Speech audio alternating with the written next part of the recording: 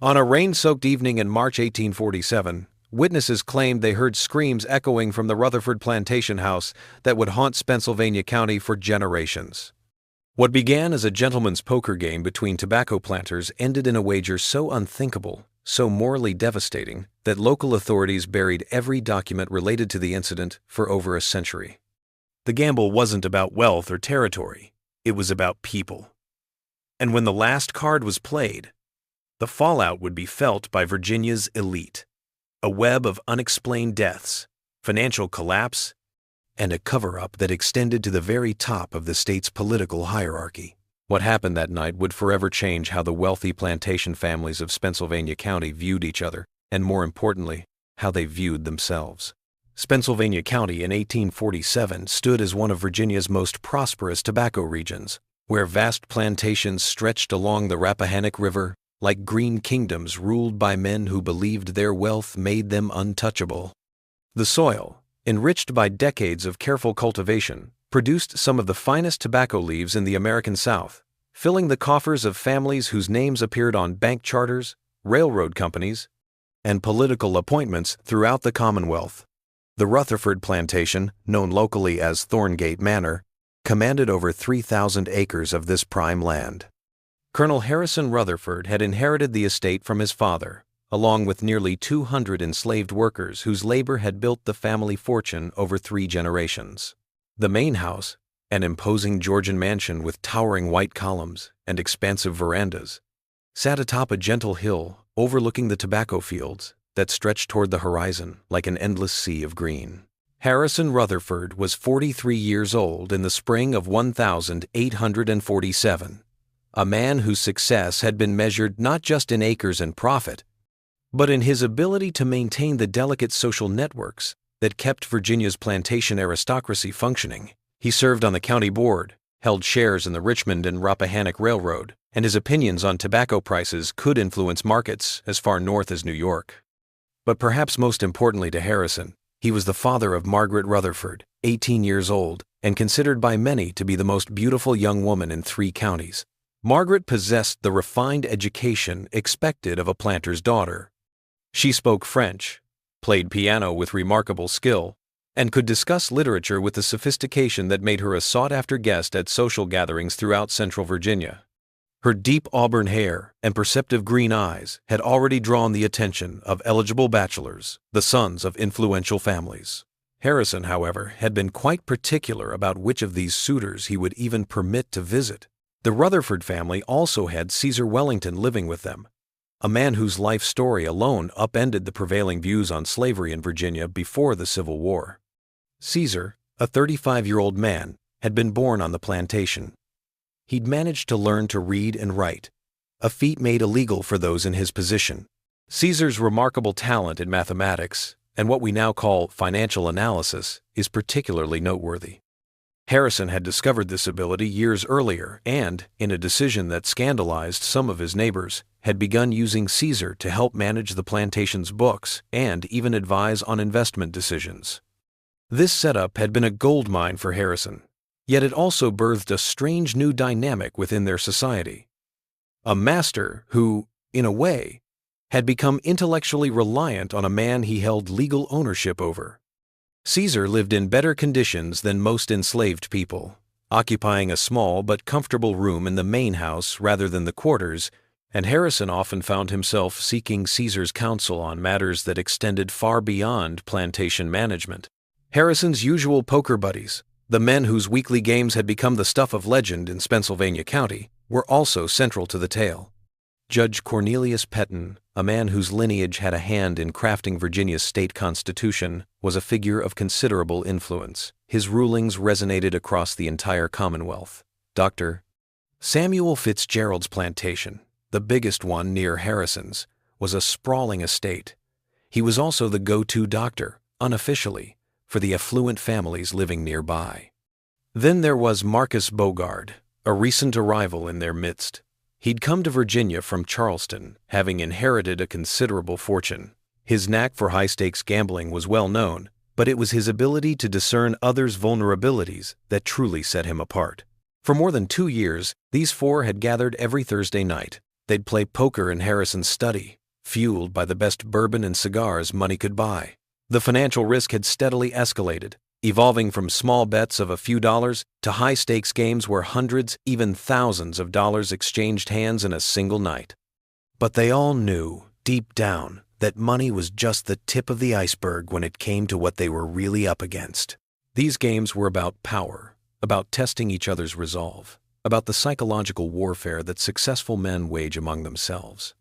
The social dynamics of 1847 Virginia created a perfect storm for what was about to unfold. The state's economy was showing signs of strain as tobacco prices fluctuated and Northern criticism of slavery intensified.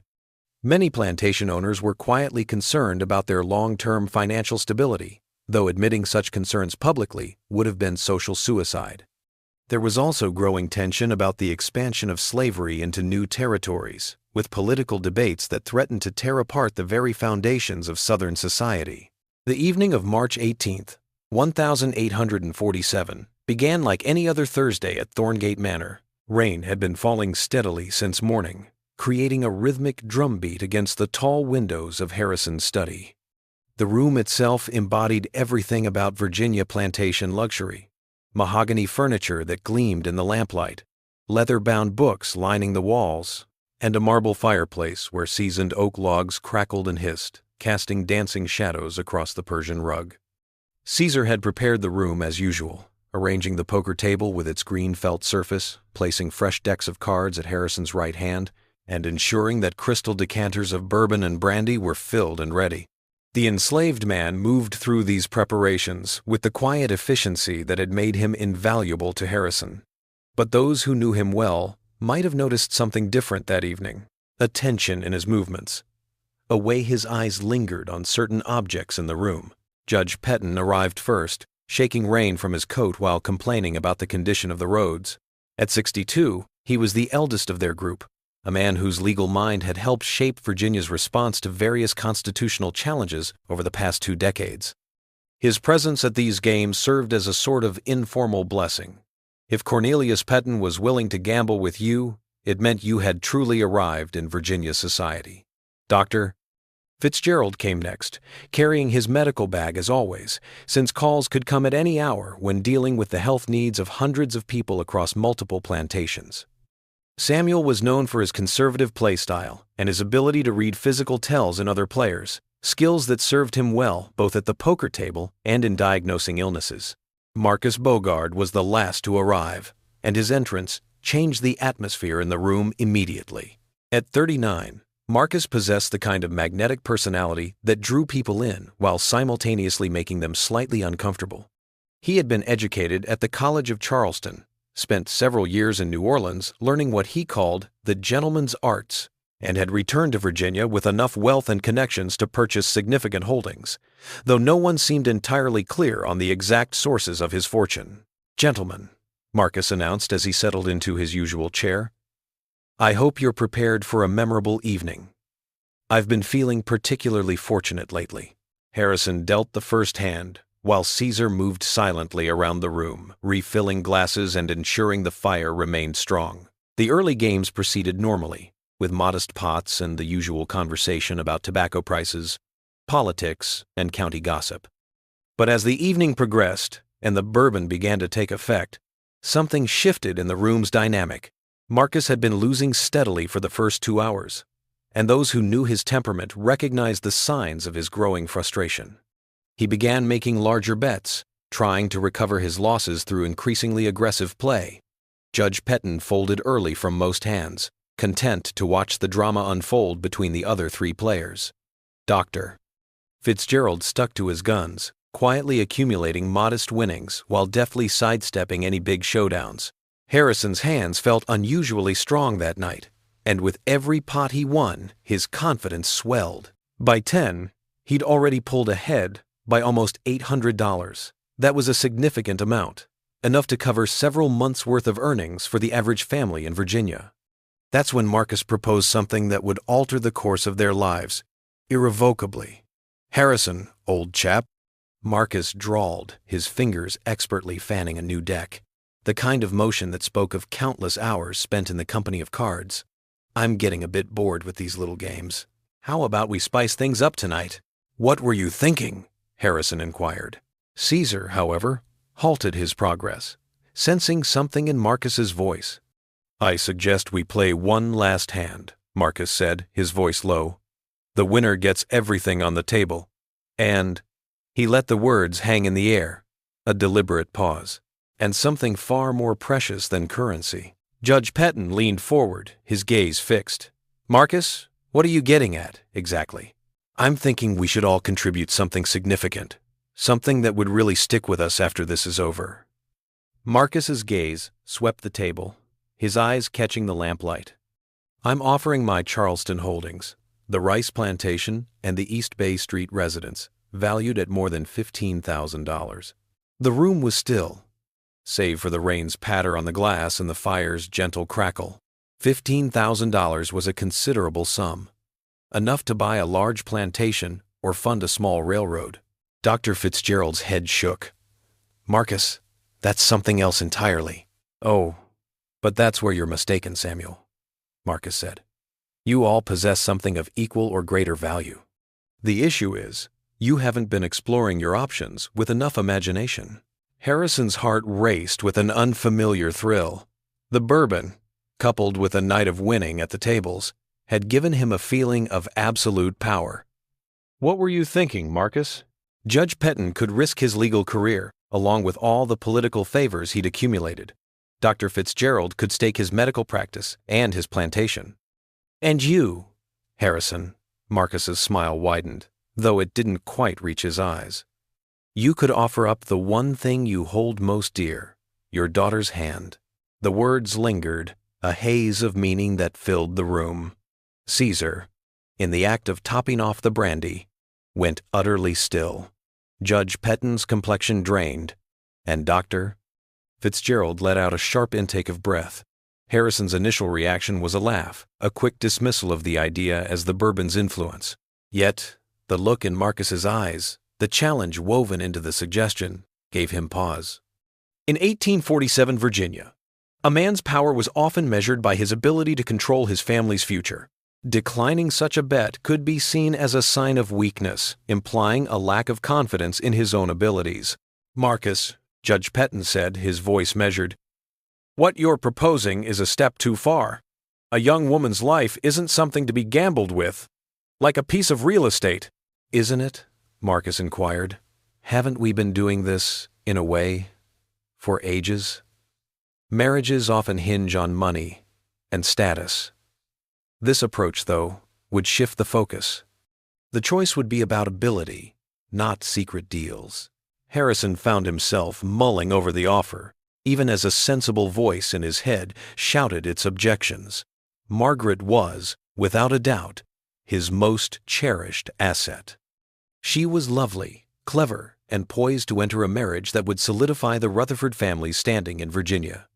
Yet, she was still just 18, and Harrison held the final say in what lay ahead for her. The law clearly stated that fathers had the right to choose their daughters' husbands, and if I were to accept those terms, Harrison found himself saying, what would you offer as a counterbalance? Marcus settled into his chair, and for a brief instant, the facade of Southern charm vanished. Beneath the surface, a more calculating and harder aspect was revealed. I'd put up Caesar. The room erupted. Judge Pettin shot up from his seat, the chair almost flipping over in the process. Dr. Fitzgerald started to object, but Marcus held up a hand, signaling for quiet. Consider the facts, gentlemen. Caesar is a considerable financial investment, likely Harrison's most prized possession after the estate itself. Beyond that, Caesar has abilities and expertise that are simply unmatched. Harrison relies on him in ways that exceed the typical master-slave dynamic. The plantation's entire operation would suffer immensely if Caesar were to be lost. Harrison's gaze fixed on Marcus, a sudden understanding dawning. The man had been watching their family, taking in the subtleties of their interactions, far more closely than anyone had imagined. Caesar's importance was clear. He was essential not only for the plantation's financial management, but also for Harrison's sense of intellectual equality. Harrison found immense satisfaction in their evening discussions, which revolved around business strategy and potential investments. Yet, within Marcus's proposal, there was an element that sent a chill through Harrison, even as it stirred something else entirely. By betting on Caesar, Marcus was essentially offering Harrison permanent control over another person's exceptional abilities. If Harrison won, he would not only keep his daughter, but also gain complete control over Marcus's legal claim to Caesar.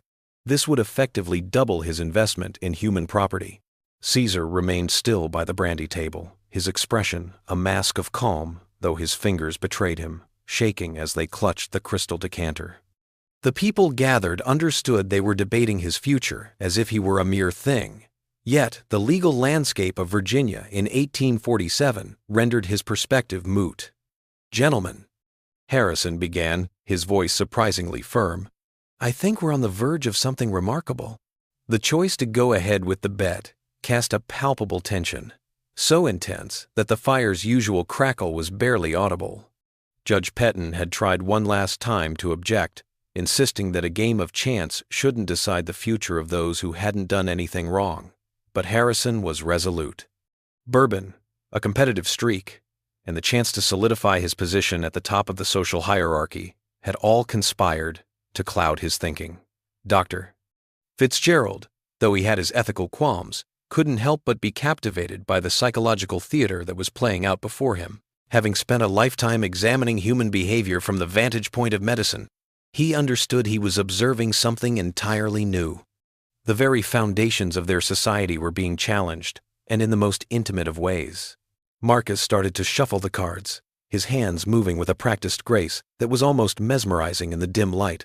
"5 cards stud," he declared. "Winner takes all, one hand. Are we on the same page?" Harrison gave a quick nod, even as his throat felt parched. "Should I emerge victorious, Margaret stays with me, and Caesar becomes mine. Conversely, if you triumph, you get to marry Margaret, while I keep Caesar." "Exactly," Marcus agreed. "But there's one more thing. Caesar will be the one to deal." The room felt another jolt at this latest proposal. The idea of an enslaved person dealing cards in a game with such high stakes was very unusual. However, Marcus's reasoning was characteristically manipulative. Who better to ensure fairness than someone whose own fate is at stake? Caesar has every reason to deal honestly. Caesar's hands trembled, a clear sign of his agitation, as he accepted the deck from Marcus. It was a bitter twist of fate, and everyone knew it. The very man whose life hung in the balance would be the one to decide how it all played out. As Caesar took his place at the table, Harrison caught something in the enslaved man's gaze. It wasn't fear. Not really. It was something else entirely. A frigid, deliberate assessment. The cards were dealt, each one a drawn-out affair. Caesar's actions were measured, every move calculated. Harrison scrutinized the man's features, searching for any hint of deceit. Yet Caesar's face was a mask, his dark eyes fixed on the transaction, betraying nothing. Harrison's initial card, kept hidden from view, was the 10 of hearts. His face-up card was the King of Spades, a strong start that sent a surge of confidence through his chest. Marcus saw the Jack of Diamonds, its face turned up, while his own card was still a secret. The second round of face-up cards revealed Harrison's hand, the King of Hearts, and a pair of kings already on the table. Marcus got the Queen of Diamonds, which opened up a possible straight for him. The atmosphere grew thick with anticipation, the weight of the card's meaning settling heavily on everyone present. "Pair of kings bets," Caesar murmured, his voice a mere breath. Harrison slid $500 across the table, a hefty chunk of his winnings for the night. Marcus immediately called the bet, his gaze fixed on Harrison. That third card, the one turned face up, was the turning point. Harrison's hand now held the 10 of spades, a card that completed his two pair, kings and tens. The hand was a powerhouse, and Harrison could feel his self-assurance swell. Marcus drew the 10 of diamonds. This, along with his Jack and Queen of Diamonds, hinted at a potential straight. "2 pair bets," Caesar declared. Harrison shoved the rest of his cash, more than $300, into the pot and fixed his gaze on Marcus. All in. Marcus's lips curled into that familiar icy smile as he called the wager, call. The last card, turned face up, determined the outcome for both men. Harrison's hand was a winner. He drew the king of clubs, completing a full house with kings over tens. That was a seriously powerful hand, the kind that would have crushed most poker games. Harrison was practically bubbling over with joy, a feeling so intense it almost escaped as a laugh. But Marcus got the 9 of diamonds. Having the jack, queen, and 10 of diamonds already visible, along with the 9 of diamonds, Marcus was now sitting on 4 cards that could complete a straight flush. With either the 8 of diamonds or the king of diamonds in his hand, he'd be holding a winning combination. The room hushed. The rain appeared to have ceased, even if, later, everyone would insist they could still hear its steady tattoo on the glass. Judge Petton's knuckles were pale as he clutched the arms of his chair. Dr. Fitzgerald's breath had ceased completely. Harrison's gaze was fixed on his hand, the numbers swirling in his mind as he tried to figure the probabilities. A full house, now that was a hand to reckon with. The odds of Marcus having the precise card he required were slim, yet the potential consequences were so significant that even the slightest chance was unsettling. "Gentlemen," Caesar's voice sliced through the quiet, "the time has come to show our hands." Harrison laid down his 10 of hearts, a clear signal of his full house. "Kings over tens," he declared, his voice betraying a hint of nerves. Marcus's hand hovered over his hole card, moving with a deliberate, almost painful slowness. His fingers quivered, just a bit, as they brushed the card's edge. The room went silent, every eye fixed on him as he raised the card and flipped it. The 8 of diamonds. Marcus held a straight flush. The 8, 9, 10, jack, and queen of diamonds. A royal flush is the only hand that can beat a straight flush in poker, and Harrison didn't have one. The stillness that descended was unlike anything they'd ever known. The quiet spoke volumes, a world reshaping itself, old certainties crumbling, and the fallout so immense it defied instant understanding. Harrison fixed his gaze on the cards, willing them to shift, to somehow become something else entirely. His full house, a sure thing just seconds earlier, now felt like some kind of cruel cosmic prank. He'd staked everything on a card, his daughter's future hanging in the balance, and he'd come up short. Marcus's voice, when it finally broke the silence, was soft, yet it held a commanding presence. "Well, gentlemen, I think we've found our champion." As the hours passed after the final whistle, the reality of the situation settled in. A slow, insidious spread. Harrison remained at the poker table, a statue, long after the others had left. He was fixated on the cards, the very ones that had determined his daughter's destiny. The fire's dying embers painted the room with a sinister red light, a fitting accompaniment to the chaos he'd unleashed. Caesar stayed put, lingering by the window. He watched the rain hammering the Virginia countryside, a steady, unyielding downpour. His circumstances had grown increasingly complicated. Though he'd technically been bet and lost, the law dictated that Marcus was now his owner. Yet, the demands of the situation kept him physically anchored at Thorngate Manor. His ownership transfer hinged on legal paperwork, and until that was sorted, he was stuck in a peculiar state of uncertainty. "Master Harrison," Caesar finally said, reverting to the formal address they'd both long since dropped in their private talks, "what will you say to Miss Margaret?"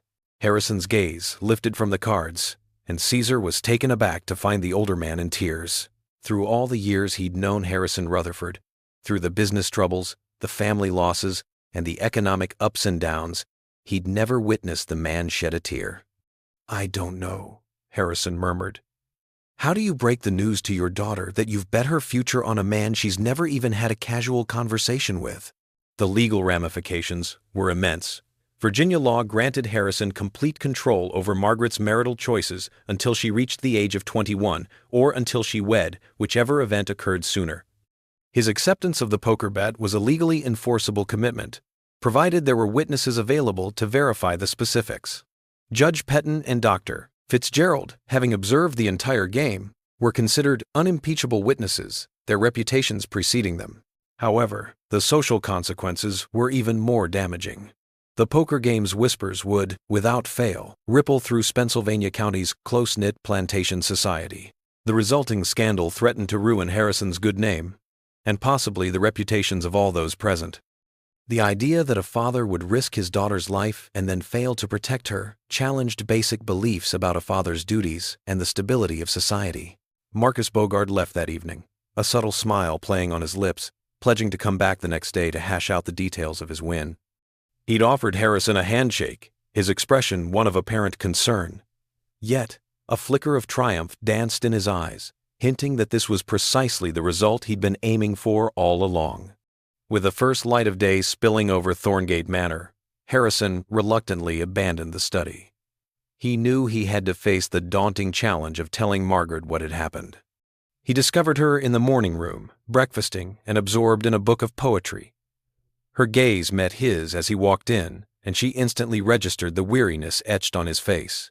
"Papa, you look awful. Did you stay up all night playing cards again?" Harrison settled into the chair opposite his daughter, his gaze fixed on her, as though he were trying to commit her features to memory.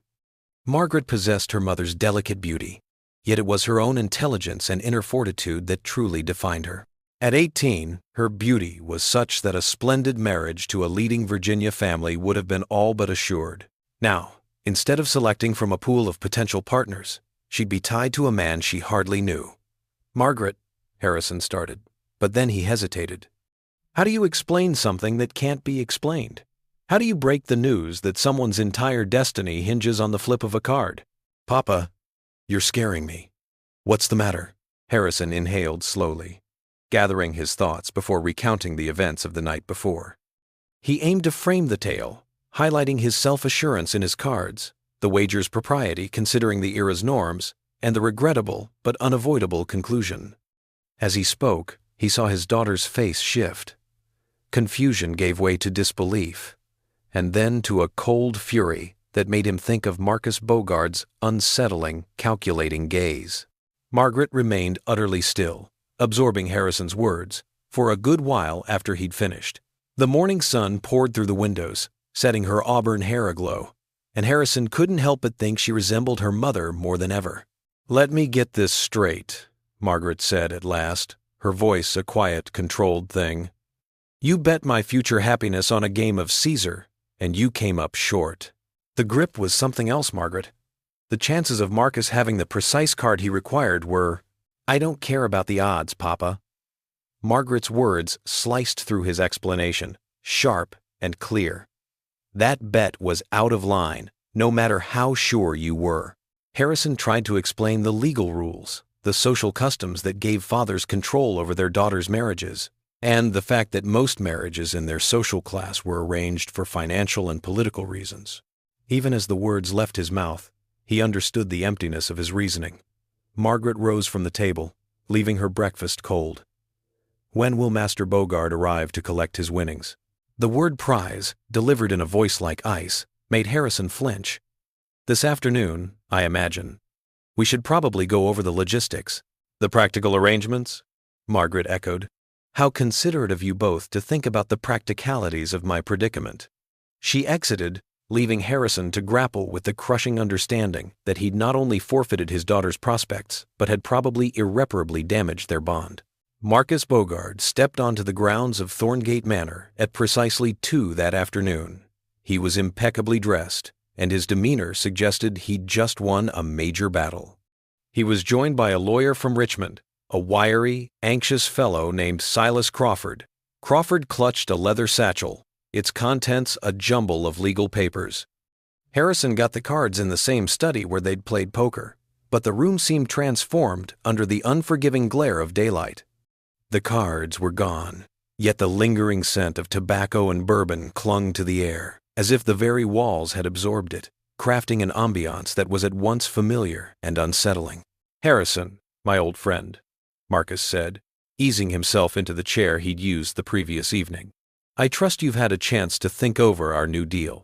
"I've had my regrets," Harrison said flatly, "but a man keeps his word." Marcus's smile, once more, was a thing of ice. "Indeed, he does." "Mr. Crawford," present and accounted for, had the paperwork ready to make things official. The marriage contract, the transfer of Caesar's papers, and all the other legal odds and ends. The lawyer fanned the documents out across the poker table. Harrison couldn't help but admire how completely Marcus had seen this coming. The documents were meticulously crafted, anticipating every conceivable legal scenario. The fact that Marcus had sought legal counsel before the poker game was obvious, and it sent a chill down Harrison's spine, hinting at a level of planning that was unsettling. Harrison glanced over the marriage contract, then spoke. "There's something we need to go over. Margaret is resistant to this arrangement." Marcus chuckled. "I wouldn't have it any other way from a woman of her vivacity. Still, I'm certain that as she gets to know me, she'll see the benefits of our partnership." "Then what?" "She has no choice, Harrison. Virginia law gives you complete control over her marriage until she turns 21. The contract we're about to sign makes that control official." A gentle rap at the study door broke the flow of their discussion. Caesar came in, a tea service in hand, though his gait felt altered compared to the previous evening. His earlier nervousness, the way he'd fidgeted at the poker table, had given way to a calm, almost regal bearing that was, in its own way, far more disconcerting. "Master Harrison," Caesar announced, placing the tea service on the table. "Miss Margaret requests a word with you and Master Bogard." Harrison's gut twisted. "Let her know we're currently occupied with some business matters. She wanted me to pass along that this matter is personal to her, and she expects to be listened to." Marcus seemed interested. "Absolutely. Let's give the young lady the floor." Margaret strode into the study, her posture regal, as if she were a monarch making her entrance. She'd shed her morning attire, opting instead for a formal gown. The deep blue silk of the dress accentuated her inherent grace and attractiveness. Her hair, meticulously styled, aged her considerably. It gave her the air of a worldly woman, far removed from the sheltered life of a plantation daughter. "Master Bogard," she said, her tone perfectly polite, "I believe congratulations are in order." Marcus rose and offered a small bow. "Miss Rutherford, the accolades are mine to claim. I feel incredibly lucky." "Indeed," Margaret said, her voice laced with a subtle edge that only Harrison seemed to hear. "I'd like to go over the specifics of our agreement with both of you here." Harrison began to object, claiming the terms were already settled, but Margaret raised a hand, cutting him off.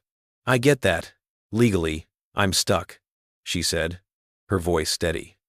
"Papa's debts have turned me into a trophy, just like Caesar here is now yours." She indicated Caesar, who remained by the door. "I wanted you to know precisely what sort of wife you're getting, Master Bogard." Marcus leaned in, a smile playing at the corners of his mouth, clearly relishing the exchange. "I'm all ears." Margaret's smile was a familiar sight, and Harrison knew it well. It was the same one her mother had worn. A thing of beauty, yes, but also utterly unforgiving.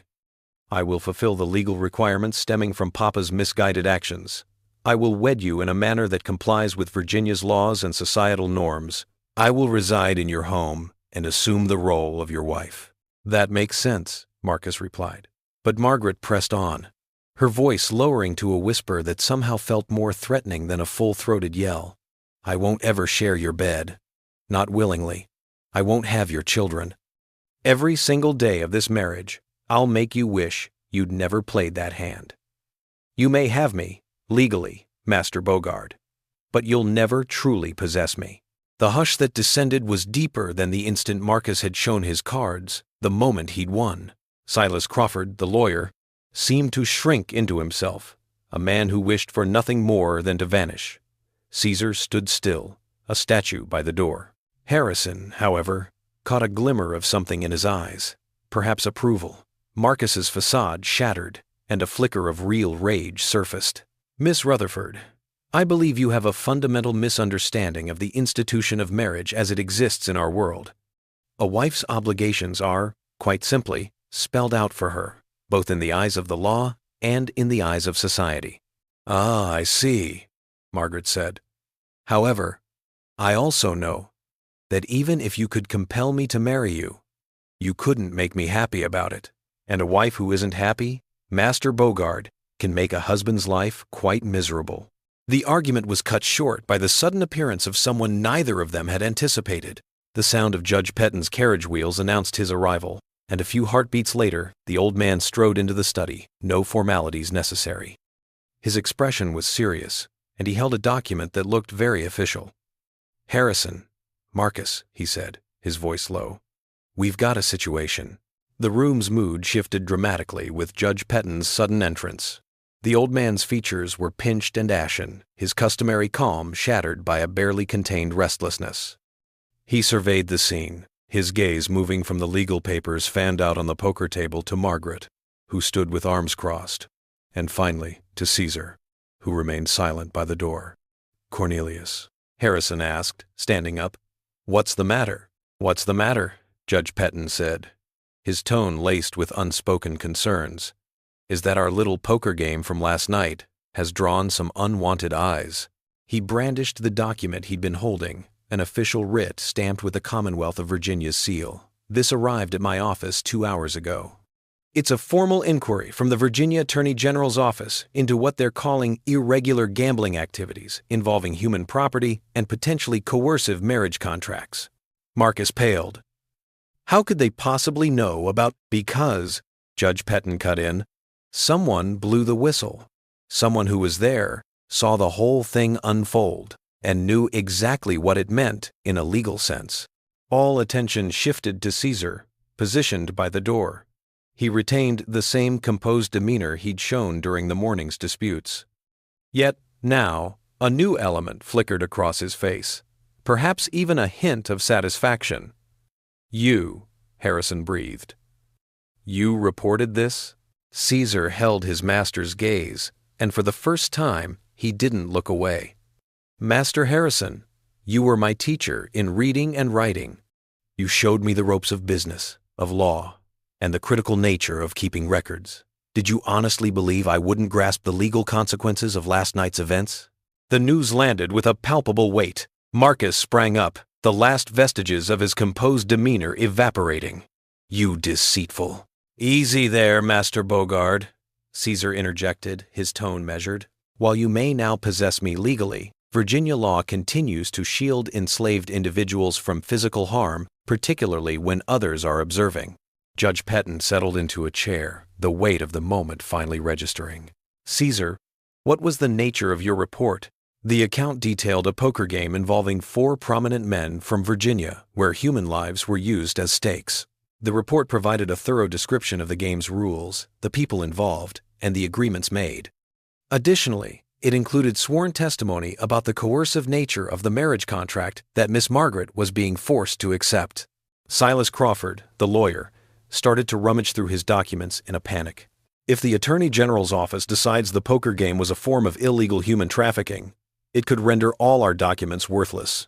"Which it did," Margaret added, her voice perfectly even. "Caesar, you are a truly remarkable individual." Harrison's eyes widened, his expression a mask of disbelief as he looked at Caesar. "But why take the risk? If this goes forward, you could be in trouble. Accusing a master could mean serious repercussions for an enslaved person." Caesar nodded. "But something dawned on me last night, Master Harrison, as I shuffled those cards. I was weary of being someone else's possession, worn out from being bet on and bartered like a piece of cattle, and I figured, if I was going to be punished for telling the truth, I might as well make sure that truth was worth the price." Caesar strode to the room's heart, each step measured, each gesture imbued with a certain gravitas. "You see, while you all were absorbed in your cards and your drinks, I was preoccupied with something else. I was considering Miss Margaret's future, and mine as well. It struck me then that this poker game was a perfect illustration of everything that's amiss in our world. The notion that people can be possessed, bartered, and gambled with, as if they were mere possessions." Marcus paced the room, his movements restless and agitated. "This is ridiculous. The poker game, after all, was a gentleman's affair. It was played by the book, as they'd all agreed. Rules that treated human beings as gambling stakes," Judge Petton said, his voice heavy with disapproval. "Caesar, as someone who knows the law, I must say, your report has put us all in a precarious position. The Attorney General's office doesn't merely look into these things. They bring charges. Caesar pulled a folded document from his jacket. Oh, and there's something else. This morning, I also dispatched letters to 3 newspaper editors. One's in Richmond, another in Charleston, and the last in Washington. The tale of last night's poker game will be in tomorrow's papers. The quiet that descended was complete. Harrison's stomach lurched, as though the ground had simply vanished. A criminal investigation, however, presented a different challenge. It was a situation that could be managed, perhaps, with the right legal team and some well-placed political influence to quietly resolve any issues. However, the press would ensure the scandal was common knowledge across the southern states.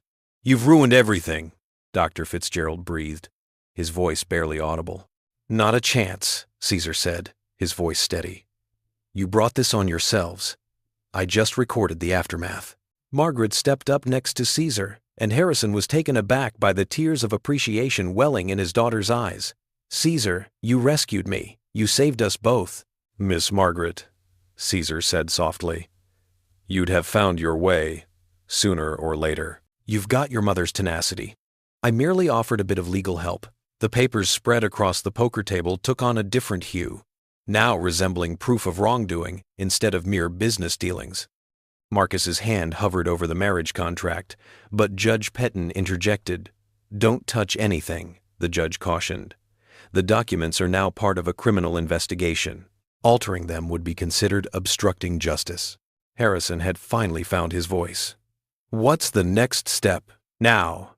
Judge Pettin stated, his voice heavy. "We're at a standstill until the Attorney General's investigators show up. They'll need to speak with each of us individually, go through the paperwork, and collect more evidence. This could drag on for weeks, maybe even months. And until the investigation is resolved, all the agreements made during the poker game are on hold. Margaret can't be compelled to marry while the contract's validity is being questioned. Caesar's ownership transfer is also frozen." Marcus watched as his meticulously laid plans began to unravel. "That's just not right. I played to win, and I did." "You won a game where human beings were wagered as stakes," Margaret said coldly. "In what universe did you think that was fair?" The confrontation was interrupted by the sound of multiple carriages approaching Thorngate Manor.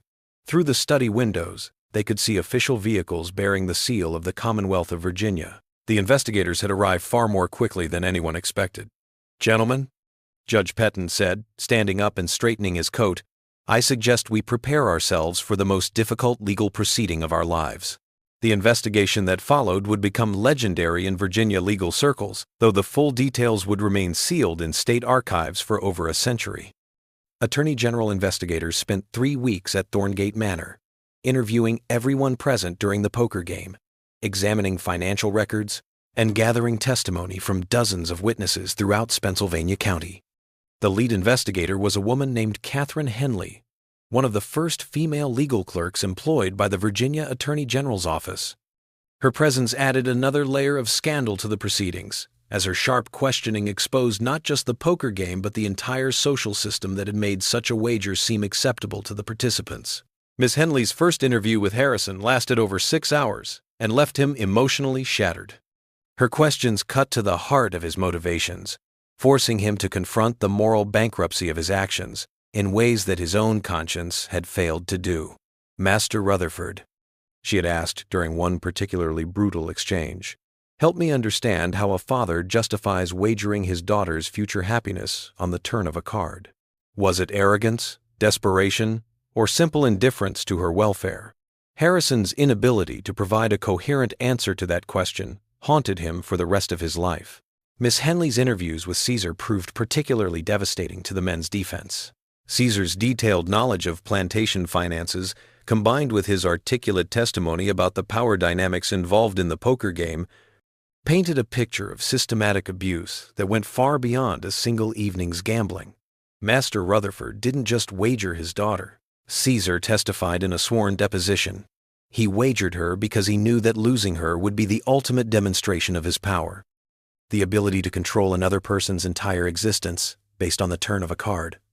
And Master Bogard didn't just want to win a wife. He wanted to win the right to own someone completely. The investigation also revealed that Marcus Bogard's wealth had far more questionable origins than anyone had suspected. Financial records from Charleston showed connections to illegal slave trading operations and fraudulent land dealings. His move to Virginia appeared to have been motivated by a desire to escape legal troubles in South Carolina rather than any genuine interest in establishing himself as a respectable planter. More disturbing still, investigators discovered that the poker game at Thorngate Manor was not Marcus's first attempt at acquiring a wife through gambling. Similar incidents in Charleston and Savannah suggested a pattern of predatory behavior that had been overlooked by authorities who were impressed by his wealth and social connections. Judge Pettin's involvement in the poker game created a constitutional crisis within Virginia's legal system. His presence as both participant and potential witness forced the Attorney General to request special prosecutors from other states. The scandal eventually reached the Virginia legislature, where it prompted new laws regulating gambling and strengthening protections against coercive marriage contracts. The judge's fall from grace was particularly tragic because his legal career had previously been distinguished by progressive positions on various social issues. His participation in the poker game was seen as a betrayal of the principles he had publicly advocated, and the disappointment among his colleagues was palpable during the investigation proceedings. Dr. Fitzgerald, whose involvement had been the least criminal of the participants, ultimately cooperated fully with investigators in exchange for reduced charges. His testimony provided crucial corroboration of Caesar's account and helped establish the premeditated nature of Marcus's actions. The doctor's cooperation came at a significant personal cost. His medical practice suffered severely as patients began to question his judgment and moral character. Several families specifically requested different physicians, and his reputation in the medical community never fully recovered. The newspaper coverage that Caesar had orchestrated proved to be just as damaging as the legal investigation. Editorial writers throughout the South used the story to examine broader questions about slavery, patriarchal authority, and the moral corruption that wealth and power could enable. One particularly influential editorial in the Richmond Enquirer posed questions that resonated far beyond Virginia. If respected gentlemen can wager human lives as casually as they might bet on horse races, what does this say about the moral foundation of our society? If fathers can gamble away their daughters' futures for personal entertainment, what protections exist for any woman in our Commonwealth? The final resolution came in the spring of 1848, nearly a year after the fateful poker game. Marcus Bogard was convicted of conspiracy to commit human trafficking and sentenced to 10 years in prison. He was also ordered to pay substantial fines and was permanently barred from owning property in Virginia. He died in prison 3 years later, reportedly from pneumonia, though some suspected his death was not entirely natural, given the enemies he had made among fellow inmates. Harrison Rutherford avoided criminal charges but faced severe civil penalties. He was forced to pay enormous legal fees and lost many of his political appointments. More importantly, the scandal destroyed his reputation throughout Virginia society. Many of his business partnerships dissolved, and several families refused to allow their sons to court Margaret despite her complete innocence in the affair. The financial impact on the Rutherford plantation was devastating.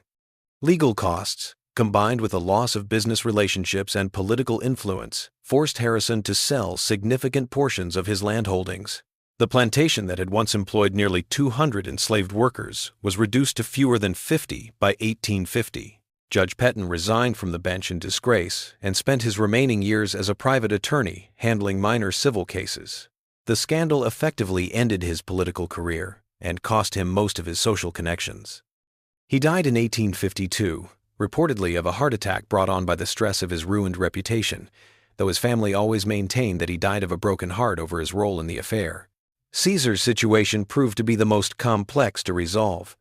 The probe had put a halt to the transfer of ownership to Marcus, yet it hadn't set him free.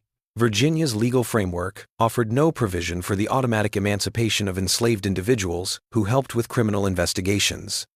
The case's notoriety, however, generated political pressure, leading to calls for some sort of recompense.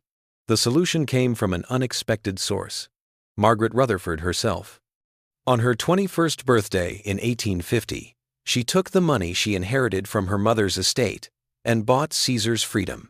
The deal was done out in the open, with newspapers across Virginia reporting on it, which meant Harrison couldn't do anything to stop it.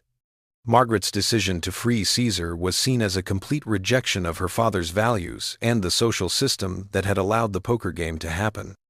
The event where Caesar was granted his freedom drew a crowd of abolitionists and reformers, transforming the occasion into a significant triumph for those opposed to slavery. Margaret seized the moment, using the scandal to turn down every marriage proposal that came her way. She then devoted herself to what would eventually be recognized as women's rights activism. She remained unmarried, carving out a path as one of Virginia's earliest female property owners and a passionate proponent of legal change. Her collaboration with Caesar, now liberated, persisted as they built thriving businesses that defied societal norms during the 1,850 seconds. The poker game, a clandestine affair, became the stuff of legend. Its story passed down through the years, a secret shared in hushed tones across Virginia. Parents told the story as a warning about the dangers of gambling. At the same time, reformers used it to show how slavery hurt Southern society. Although the specifics of the stories often changed or were exaggerated, the main idea remained the same. The powerful could be brought down by their own arrogance and cruelty. The Rutherford plantation persisted, though it never regained its previous level of wealth. Harrison lived until 1863, dying just as the Civil War began to destroy the social system that had allowed his actions. His last years were marked by a profound sense of loss. He was a man apart, cut off from the company of those he once knew, and his daughter, who saw him only because she felt she had to, was a stranger. Several witnesses recounted Margaret's last conversation with her father, which took place mere days before he passed away. "Papa," she'd asked, "do you ever think back on that poker game and wish you hadn't played?" Harrison's voice was a whisper. "I wish I could take it all back. Every single thing that brought me to that point and everything that happened afterward." The poker game's location, the site of Harrison's demise, was sealed off and left undisturbed for many years. Subsequent owners of the property began to notice peculiar sounds emanating from the room. They described hearing the unmistakable noise of cards being shuffled, along with the sounds of voices locked in animated discussion. Regardless of whether these occurrences had straightforward explanations or hinted at something more enigmatic, they remained a lasting testament to the evening when a casual card game irrevocably altered the trajectory of several lives. The legal precedent set by that case cast a long shadow, shaping Virginia law for decades to come. The legal precedent known as Caesar Wellington established important protections for witnesses who reported crimes committed by their superiors. This change also helped to reform marriage laws, which gradually reduced fathers' complete control over their daughters' choices about marriage. The case's most important aspect was its demonstration of how intelligent and determined people could, even within the oppressive legal framework of antebellum slavery, use the system's own rules to their advantage. Caesar's use of legal reporting methods to expose criminal activity became a model for other reform efforts in the South. The poker game's papers, along with the very cards played that night, found their way to the Virginia Historical Society. They're still there, accessible to anyone digging into the social and legal landscape of the antebellum era. The cards, still showing the fingerprints of those who used them, serve as a physical reminder of how a single choice can have effects that last for generations. The narrative took a surprising turn in 1865, with the release of Caesar Wellington's memoir, From Property to Person, My Journey from Slavery to Freedom, The book shot to the top of the charts in the North, offering the most comprehensive account of the poker game and its consequences ever put to paper. Caesar's writing skill and understanding of human psychology made his memoir a powerful tool in the ongoing fight against slavery. Caesar's memoir offered a glimpse into the poker game, unveiling aspects that had remained undisclosed throughout the investigation. The most astonishing part of it all was his admission. He'd rigged the card game.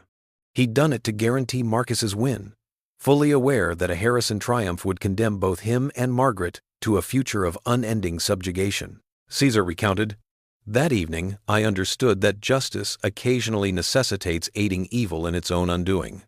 By securing Master Bogart's victory in the poker game, I engineered a circumstance so morally reprehensible that it became impossible to overlook or conceal. At times, the sole means of evading a snare is to render the snare so apparent that others are compelled to recognize its presence. This enigma illustrates that even within societies structured upon systemic oppression, individuals can discover avenues to assert justice and dignity. The established power structures in Virginia in 1847, which seemed strong and unchanging, were weakened by the simple act of speaking truth to those in charge.